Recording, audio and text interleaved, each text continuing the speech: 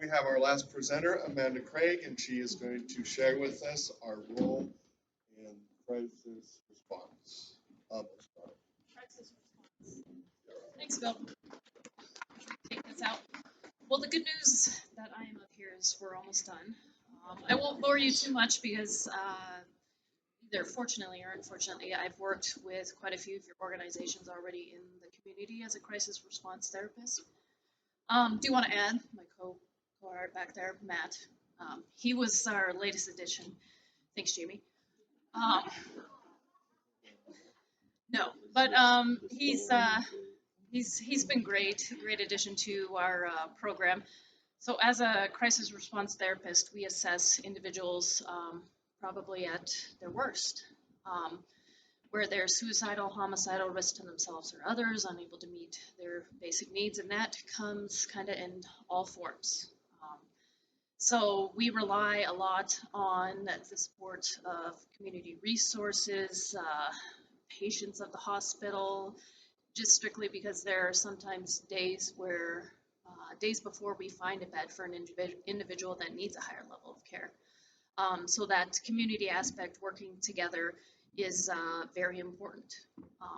I think Christy had a great presentation because we see a lot of co-occurring, and sometimes it's frustrating because we can treat, there are options, like you said, options for mental health, but not immediate options for somebody in that substance struggle at the moment. So, I mean, I had a case today where it's like, well, I can see you have both, and I'm going to choose to treat your mental health right now and hope that we can get, while they're getting stabilized, get those additional services in place for future. Yeah. So, like I said, I was going to keep it brief because I've worked with a lot of your guys' organizations already. Do we have any questions about what we do as crisis response therapists? Of course, Kathy.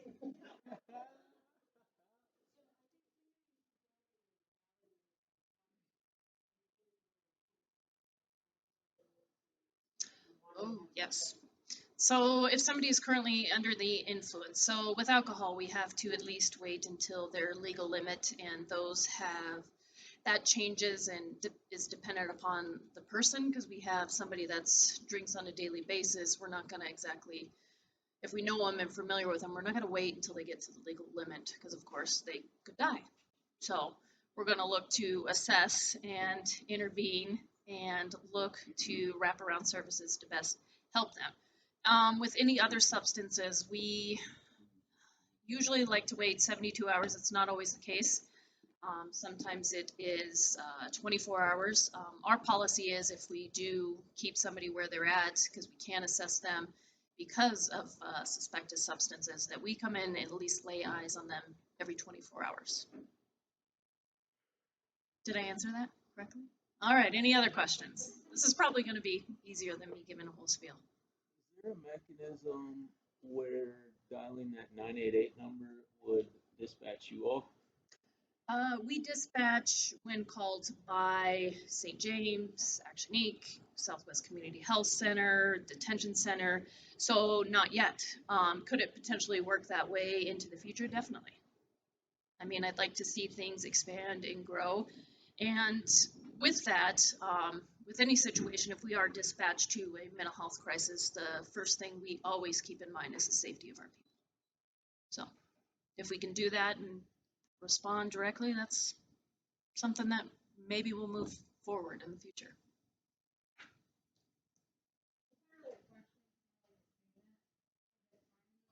Mm-hmm.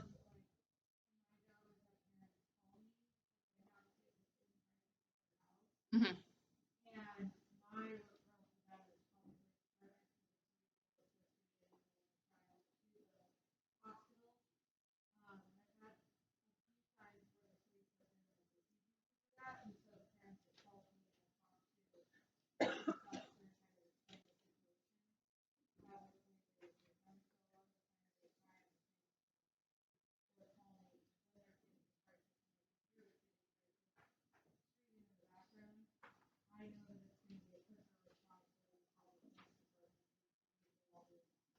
Absolutely. Yeah, that's a good point. And I think our local law enforcement, they do a good job of making their own sort of judgment. If it could, they always try least restrictive first. So if they can try to de-escalate and manage there, they will try that.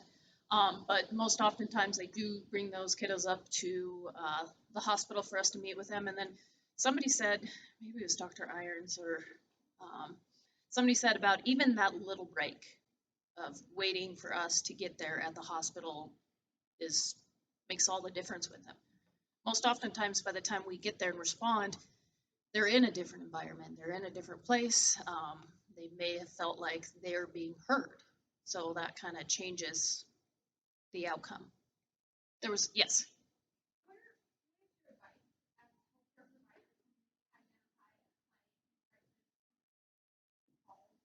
Mhm.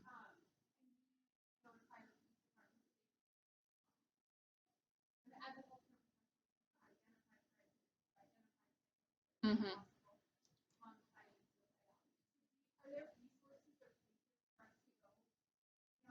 I mean, you're always welcome to call us, and we can help advocate on your behalf to get that person to where they need to be.